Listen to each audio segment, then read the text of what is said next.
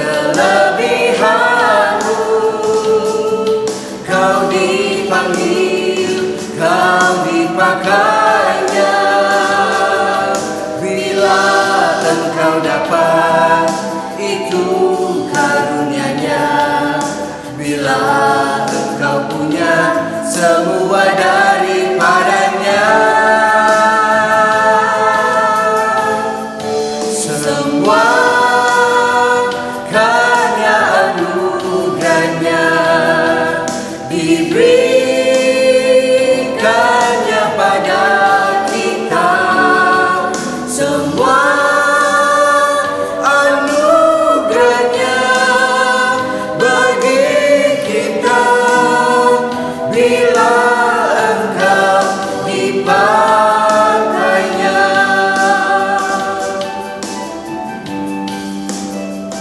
Bukan karena kecakapanmu, bukan karena baik rupamu, bukan karena kelebihanmu.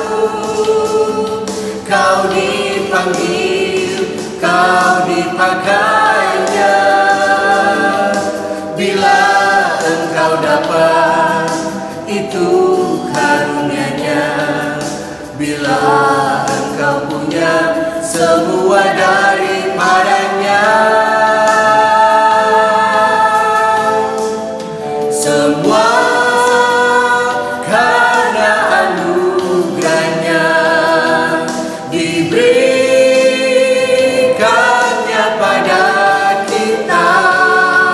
Semua anugerah-Nya bagi kita bila engkau dipakainya. Semua karena anugerah-Nya diberikannya pada kita.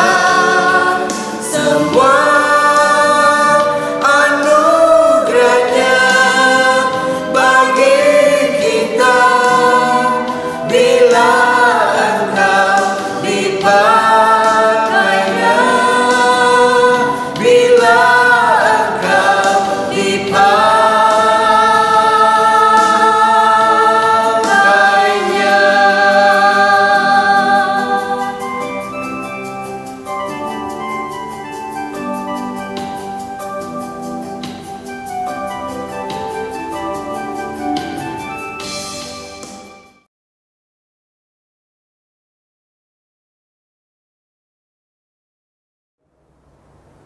Terima kasih kepada keluarga Bapak Pendeta Jeffrey yang sudah boleh melayani Tuhan lewat puji-pujian. Tuhan Yesus memberkati pelayanannya. Bapak, Ibu, saudara-saudari yang terkasih di dalam Tuhan Yesus, kita akan masuk di dalam pelayanan firman Tuhan. Sebelumnya, marilah sama-sama kita mau berdoa mohon bimbingan Roh Kudus. Kita berdoa. Tuhan Yesus, Allah yang Maha Baik, kembali Tuhan kami datang kepadamu dengan satu kerinduan, kami ingin mendengarkan sabda firman-Mu. Untuk itu ya Tuhan, sebelum kami baca, renungkan dan dengarkan, kiranya Tuhan Engkau memberkati kami semua dengan kuat kuasa Roh-Mu yang kudus, agar kekuatan firman Tuhan boleh menjadi berkat dalam kehidupan beriman kami. Diamkanlah suara dalam hati kami, kecuali suara-Mu Tuhan. Di dalam nama Tuhan Yesus, firman yang hidup, kami berdoa dan mengucap syukur bagi Bapa di sorga. Amin. Saudara-saudaraku yang dikasihi dalam Tuhan, kita akan membaca firman Tuhan. Sebelumnya kami mengundang kita bangkit berdiri untuk mendengarkan sabda firman Tuhan yang terambil dari kitab Ibrani 12 ayat 12 sampai ayatnya yang ke-16. Tetapi saya akan membacanya sampai ayatnya yang ke-17.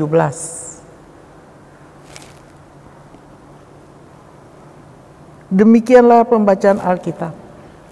Sebab itu kuatkanlah tangan yang lemah dan lutut yang goyah, dan luruskanlah jalan bagi kakimu, sehingga yang pincang jangan terpelecok, tetapi menjadi sembuh.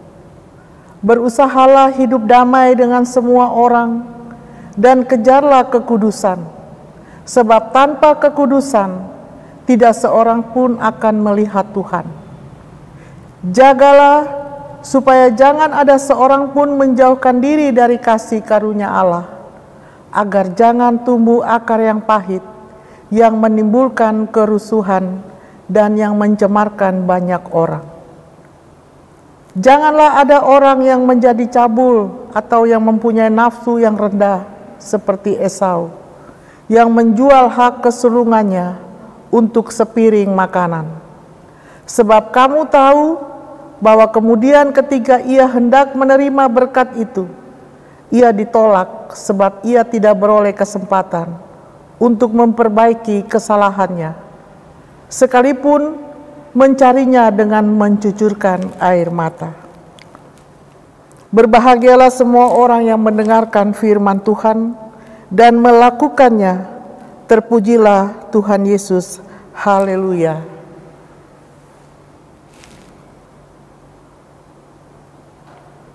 Mari saudara-saudara, kita duduk kembali.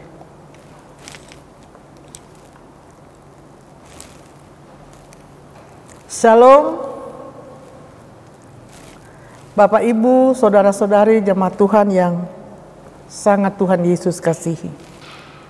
Perenungan kita pada malam hari ini terambil dari Ibrani 12 ayat 12 sampai ayatnya yang ke-17. Dikatakan bahwa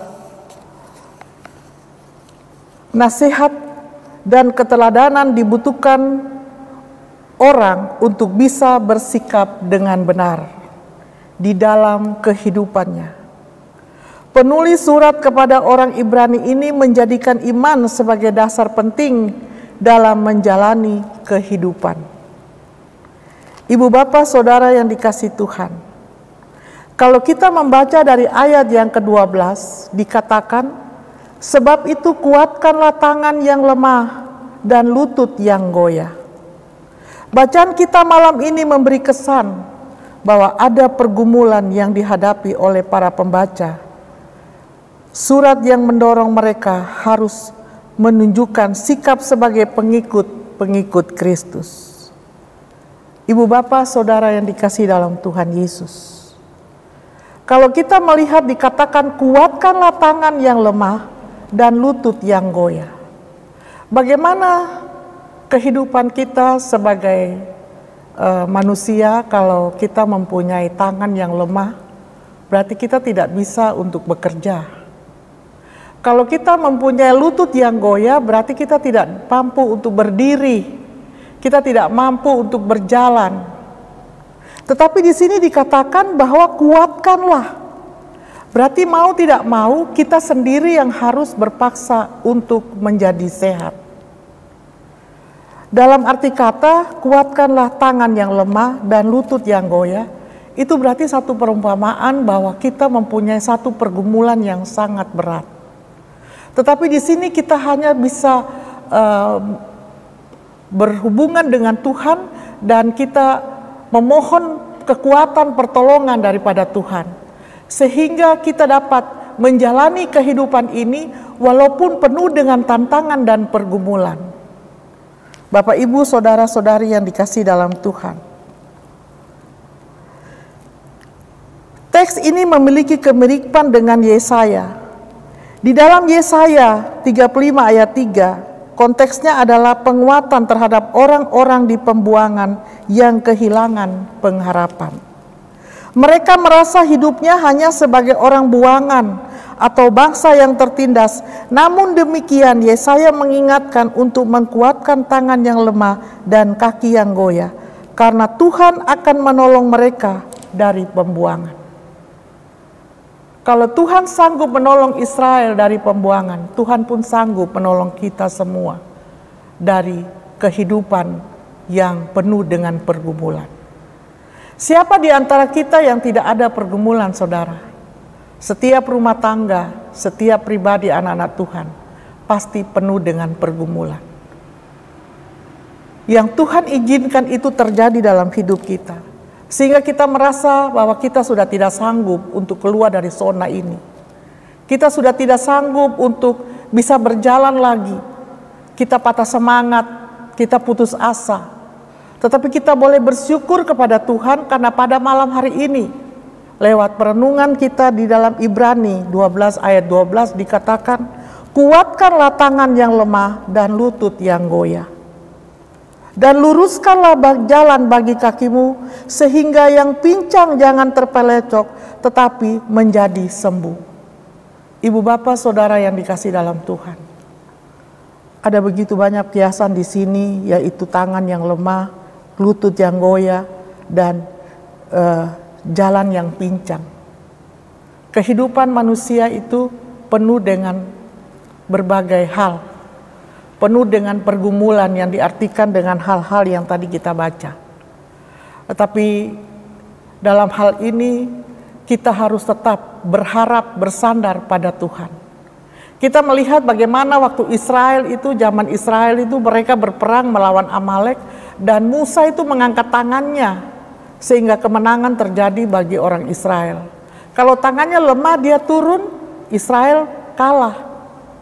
Justru itu saudara, diminta Tuhan melalui firman Tuhan pada malam hari ini agar kita senantiasa itu mau ada kontak dengan Tuhan, mau ada hubungan dengan Tuhan. Kita andalkan Tuhan dalam segala perkara, dalam segala hal, baik itu berat maupun ringan. Kita andalkan Tuhan. Itulah iman kita. Kita percaya bahwa sebagai anak-anak Tuhan, kita diizinkan untuk menghadapi berbagai macam pergumulan di dunia ini. Tetapi Tuhan tidak pernah tinggalkan kita. Firman Allah yang berkuasa, yang penuh dengan kuat kuasa itu selalu berbicara, memberi nasihat, memberi kekuatan kepada kita semua agar kita tetap eksis, tetap berjalan di dalam jalan Tuhan. Dikatakan lagi, berusahalah hidup damai dengan semua orang dan kejarlah kekudusan. Terkadang kalau kita sudah banyak pergumulan, kita hanya bisa menyendiri. Kita sudah tidak ada damai sejahtera di hati. Karena kita selalu memikirkan nasib.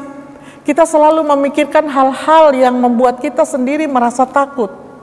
Tetapi di sini dikatakan, berusahalah hidup damai dengan semua orang dan kejarlah kekudusan. Jadi di sini kita diajarkan, kita dinasihatkan untuk hidup damai dengan semua orang. Mungkin di antara kita ada yang tidak hidup damai. Kita ada berselisih dengan sesama, kita ada marah, ada simpan dendam terhadap sesama. Sehingga firman Tuhan ini berkata, berusahalah hidup damai dengan semua orang dan kejarlah kekudusan. Jadi kita harus terus berusaha dan berusaha untuk menjadi baik, untuk berkenan di hadapan Tuhan. Terkadang keinginan daging kita lemah, terkadang kita marah dan kita marah terus sampai tidak ada waktu untuk ada damai di hati. Tapi kalau kita mau terus berusaha bahwa Tuhan itu selalu ada beserta dengan anak-anaknya. Kalau firman-Nya itu menasihatkan kita untuk hidup, berusaha untuk hidup damai, kita harus membuang segala kebencian, segala kejahatan yang ada dalam hati kita, agar kita tetap mau belajar dari firman Allah untuk hidup dalam damai, untuk hidup dengan sesama itu baik, tidak ada perselisihan satu dengan yang lain. Bapak, Ibu, Saudara yang dikasihi dalam Tuhan, kita harus menjaga kekudusan. Jadi kalau umpamanya kita itu hidup marah dengan sesama, kita simpan dendam, dan kita membenci, kalau ada orangnya kita pasti tidak senang di hati, itu berarti hidup kita tidak kudus. Bagaimana kita punya doa dapat dijawab oleh Tuhan? Tetapi kalau kita mau bersih hati, biarpun kita ini dibenci, biarpun kita ini difitnah, biarpun kita diapain sekalipun oleh orang, tetapi kita tidak usah ambil di hati. Karena kita tahu bahwa segala sesuatu itu Tuhan Maha tahu. Siapa yang salah, siapa yang benar. Untuk itu kita harus berusaha untuk menjaga damai di hati kita, agar Tuhan selalu memberkati. Kalau kita tidak ada damai di hati, yang ada dalam pikiran adalah kejahatan. Jadi kalau ada Tuhan Yesus di hati kita, Roh Kudus di hati kita, maka yang keluar dari hidup kita adalah kebaikan. Tetapi kalau umpamanya yang ada di hati kita tidak ada Yesus, yang ada hanya kejahatan, kita punya rencana-rencana yang jahat dan lain sebagainya. Tetapi puji Tuhan, saudara-saudaraku, pada malam hari ini, firman-Nya dalam perenungan kita mau menasihatkan saudara dan saya untuk bisa berkenan di hadapan Tuhan. Jagalah supaya jangan ada seorang pun menjauhkan diri dari kasih karunia Allah, agar jangan tumbuh akar yang pahit untuk menimbulkan kerusuhan yang mencemarkan banyak orang. Bapak, Ibu, Saudara yang dikasihi dalam Tuhan, jagalah supaya jangan ada seorang pun menjauhkan diri dari kasih karunia Tuhan. Yaitu tadi yang saya bilang, bahwa kita harus menjaga damai sejahtera di hati kita. Kita harus hidup di dalam kasih Kristus. Kita sudah percaya bahwa Tuhan itu adalah juru selamat kita. Itulah iman kita. Perbuatan kita sudah rajin untuk beribadah, kita sudah rajin untuk berdoa, kita sudah rajin mengikuti kegiatan-kegiatan gereja. Tetapi kasih kita tidak ada. Percuma, saudara. Iman, perbuatan, dan kasih itu harus berjalan bersama. Kalau tiga itu ada dalam kehidupan kita, maka kita akan memperoleh berkat Tuhan. Untuk itu, jangan kita pelihara akar kepahitan di dalam hati kita. Jikalau ada hal-hal yang bisa membuat kita itu tidak nyenyak, mungkin banyak pergumulan hidup yang membuat kita itu, seakan-akan sudah tidak ada lagi jalan. Lalu kita bisa menyalahkan orang lain dan lain sebagainya. Tetapi hal ini, saudara, dikatakan agar jangan tumbuh akar yang pahit yang menimbulkan kerusuhan yang mencemarkan banyak orang. Jadi kalau akar pahit dalam kehidupan seseorang itu kelihatan dari dia punya perbuatan, saudara. Perbuatannya selalu menyakiti orang lain. Dan itu dampaknya kepada sesama itu atau di dalam persekutuan. Kalau kita itu menjadi akar kepahitan, suka membuat keonaran, dampaknya jelek kepada sesama. Tapi kalau kita itu selalu membawa damai sejahtera, kita tuh selalu hidup damai dengan orang, kita hidup baik dengan orang, maka dampaknya juga baik. Paulus berkata bahwa biarlah kamu mau menjadi surat-surat kiriman Kristus yang dapat dibaca dan dikenal oleh orang sekalian. Jadi baiklah saudara dan saya dimanapun kita berada, kita mau membawa damai. Kita mau menjadi berkat untuk orang lain. Jangan kita menjadi batu sandungan untuk orang lain. Jangan kita dengan akar kepahitan yang ada dalam diri kita membuat dampaknya jelek kepada sesama kita. Untuk itu kita bersyukur kalau Tuhan masih menasihati kita sampai malam hari ini untuk kita hidup baik di hadapannya.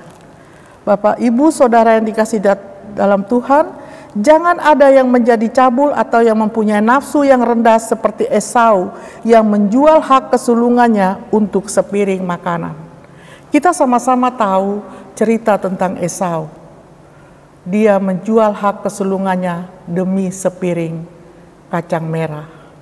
Untuk itu dinamakan adalah nafsu yang rendah. Nafsu yang rendah bukan saja masalah perut, tetapi juga ada begitu banyak masalah yang membuat kita itu meninggalkan Tuhan. Meninggalkan berkat yang Tuhan sudah janjikan kepada kita. Mungkin sana karena jabatan kita juga menyangkal Kristus. Bisa jadi. Kalau Esau di sini karena perut dia bisa menjual hak kesulungan. Tetapi ada berbagai macam masalah yang membuat nafsu yang rendah, cabul dan lain sebagainya. Sebagai anak Tuhan kita mau jauhkan itu. Kita mau terus fokus kepada Tuhan, mohon pertolongan agar dimanapun kita berada, Tuhan selalu ada beserta dengan kita. Baik dalam tutur kata kita, baik dalam perbuatan kita, baik dalam kehidupan, aspek kehidupan kita, Tuhan selalu ada dan memimpin kita. Agar dimanapun kita berada, kita boleh menjadi berkat untuk orang lain. Kita melihat pada ayatnya yang ke-17, sebab kamu tahu bahwa kemudian ketika ia hendak menerima berkat, itu ia ditolak sebab ia tidak beroleh kesempatan untuk memperbaiki kesalahannya, sekalipun ia mencarinya dengan mencucurkan air mata. Saudara yang dikasihi dalam Tuhan, kita sama-sama tahu bahwa sesal kemudian tidak ada gunanya. Jadi di saat kita mengambil satu keputusan, kita harus melibatkan Tuhan di dalamnya. Jangan kita langsung dengan hawa nafsu kita, lalu kita mengambil satu keputusan sebagaimana Esau. Dikatakan tadi bahwa kemudian ketika ia hendak menerima berkat itu, ia ditolak sebab ia tidak beroleh kesempatan. Saudara yang dikasihi dalam Tuhan, tadi sebelum puji-pujian dari keluarga Bapak Pendeta, mereka sekeluarga bernyanyi, hidup ini adalah kesempatan. Ya, hidup ini untuk melayani Tuhan. Mungkin bukan saja orang yang melayani Tuhan seperti pendeta, seperti majelis, tetapi semua orang dituntut untuk melayani Tuhan. Baik dalam pribadi, keluarga, maupun anak-anak, dimanapun kita berada, kita boleh melayani Tuhan dengan apa yang kita punya. Jangan sia-siakan waktu yang Tuhan beri. Hidup ini hanya sementara. Kita melihat bagaimana Esau, dia tidak beroleh kesempatan untuk memperbaiki kesalahannya. Tetapi ia mencarinya berkat itu dengan bercucuran air mata. Untuk itu Bapak Ibu Saudara yang dikasihi dalam Tuhan, firman Tuhan ini memberi petunjuk kepada kita agar kita senantiasa melibatkan Tuhan di dalam segala perkara. Di dalam segala keputusan yang kita ambil, libatkanlah Tuhan. Karena kita manusia ini tanpa Tuhan kita tidak berarti. Tuhan selalu memberikan hikmat marifat kepada anak-anaknya. Tetapi terkadang kita memakai kepintaran kita dan tidak melibatkan Tuhan. Sehingga penyesalan itu datangnya belakangan. Tetapi sesal kemudian tidak ada gunanya. Tapi kita bersyukur dan berterima kasih kepada Tuhan Yesus karena pada malam hari ini kita diberikan kesempatan untuk mendengarkan firman Tuhan. Kita diberi nasihat yang baik untuk menjadi pelaku-pelaku firman, agar dimanapun kita berada, Tuhan ada dan Tuhan memberkati saudara dan saya. Sebab itu ibu bapak saudara yang dikasihi dalam Tuhan, biarlah berkat firman Tuhan ini memberi kekuatan kepada kita semua, walaupun sangat singkat, tetapi kita bersyukur kepada Tuhan, karena ini bukan secara kebetulan kita mendengarkan firman ini, tetapi kita melihat lagi diri kita. Siapa diri kita? Kita adalah manusia-manusia yang lemah, pribadi-pribadi yang penuh dengan pergumulan, tetapi oleh karena kasih-Nya, Tuhan mau mengingatkan kita kembali, agar melalui firman Tuhan yang kita baca ini, kita pulang dari tempat ini, kita diberikan kekuatan, kita diberkati, sehingga apa yang menjadi pergumulan kita, semuanya akan Tuhan jawab dengan mujizat-Nya. Amin.